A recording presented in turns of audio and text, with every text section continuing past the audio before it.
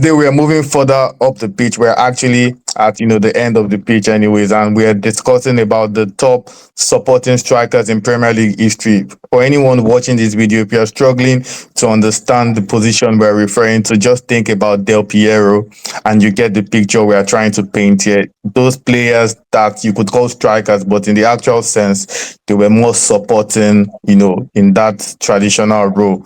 And without wasting much time, we're starting with you, Max, your number three pick on the best supporting strikers in Premier League history.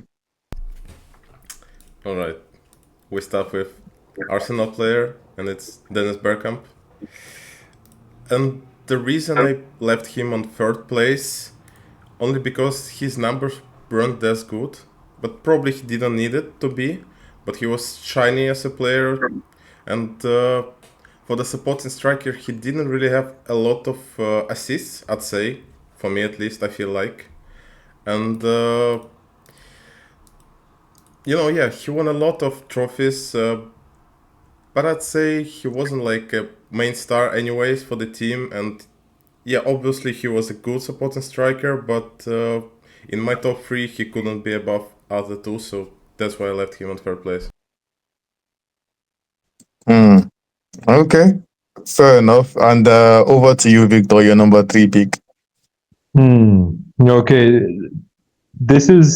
it's kind of an emotional nostalgia charged episode for me because I grew up watching football in the 90s, and there were, like you Yeah. mentioned, Del Piero, and Totti when he was playing a little bit further behind. And there are so many names that just gush out into your memory because Mhm. yeah, you grew up then, and you fell in love with the sport back then. But for my number three for the Prem, it's Luis Suarez.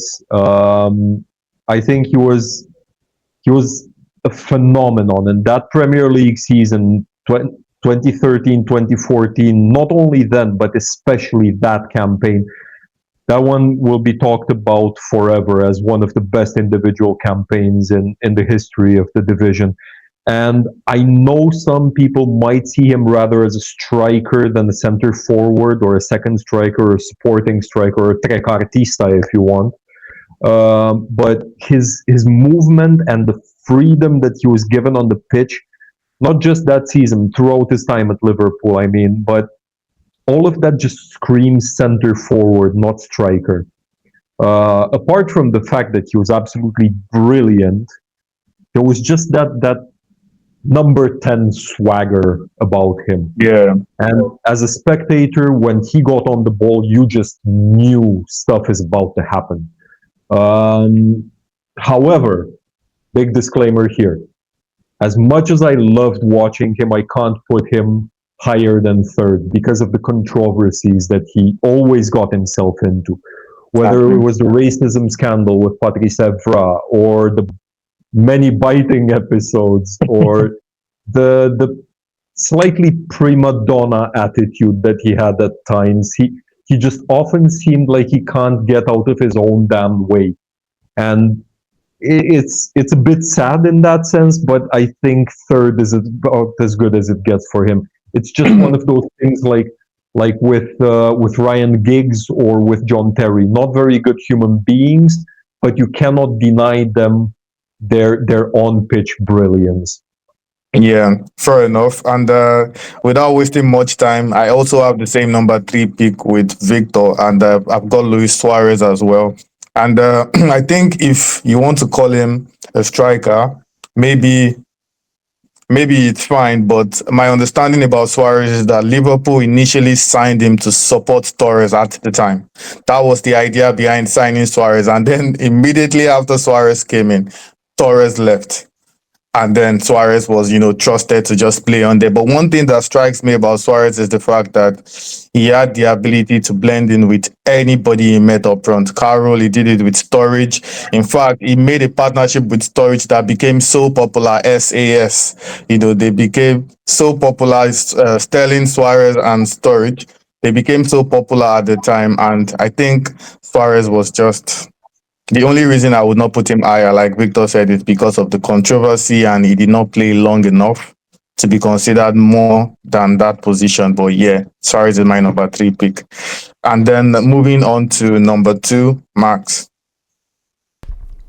Okay, now we move to Liverpool, and this time you cannot actually disagree with me, I guess, because here's Firmino, and he is a pure example of supporting striker nowadays, especially in recent years.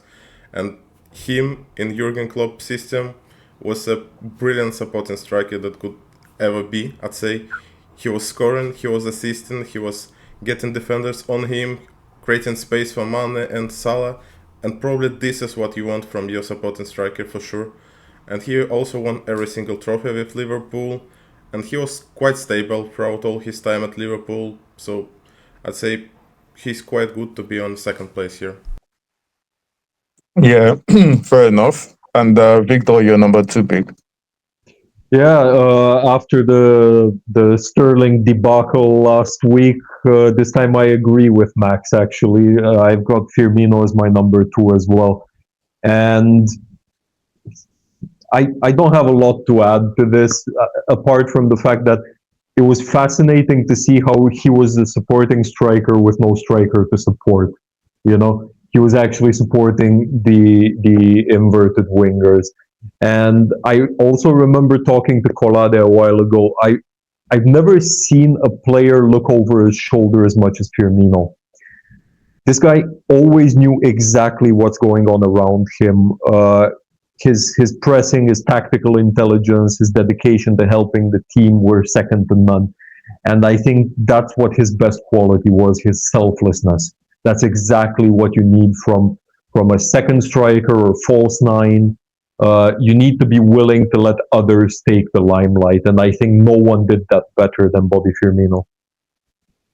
Mm, okay, fair enough. And my number two pick might seem controversial, but I'm going with it regardless. Not because of the name, but maybe the position. My number two pick is Wayne Rooney.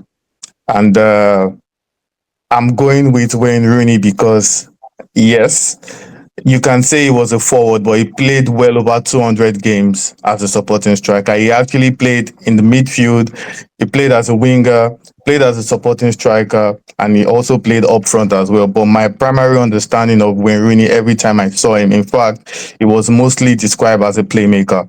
And that is because we never really saw him as a traditional number nine. And if you think about the Manchester United time, there was always another striker always partnering with Rooney. And why I like Wayne Rooney is because I feel he was actually underrated, and that is probably why I'm also putting him at number two. For someone who is up there in the chart, in the goal scoring chart, he's up there in the assist chart. That means he could do everything. He could score, he could assist, he could do the playmaking. He was versatile. He had everything in his tank, and I still think he was pretty much underrated in my opinion. So in a team like Manchester United, where there were plenty stars, he was always shining out, and his longevity was over the top. From 2004, he played well above a decade at the top level. So Wayne Rooney is my number two pick. And then moving on to the number one spot, Max. You know what the funniest thing?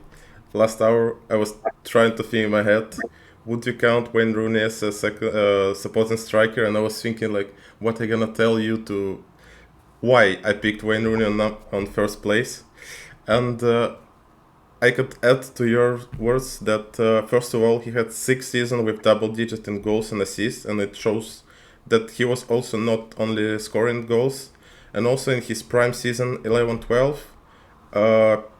Tevez was a pure striker and he was below him. So I'd say in his prime he was a supporting striker already.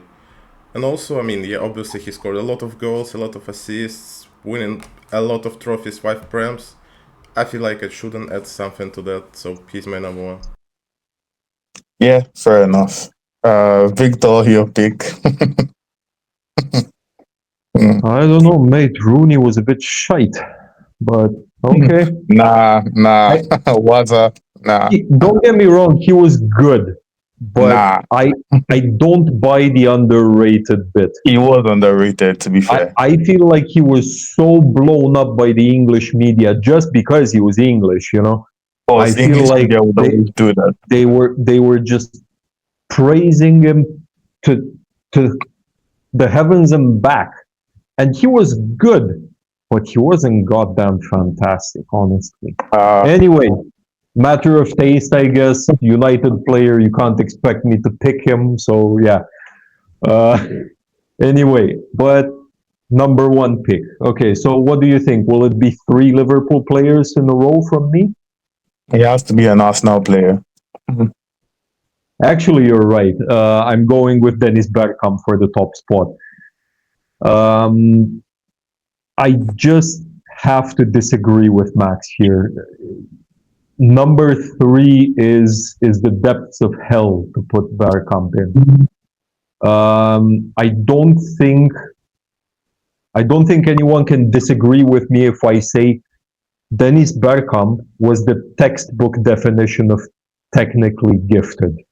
You look up best first touches and boom, it's a Bergkamp highlight reel. Honestly, it's he could control a ball and it was just so satisfying to watch because you knew everything. There's no wasted movement. Everything was silky smooth. His numbers, you attacked his numbers there. Absolutely, yes. Numbers a little bit shite, especially after the first four season or so.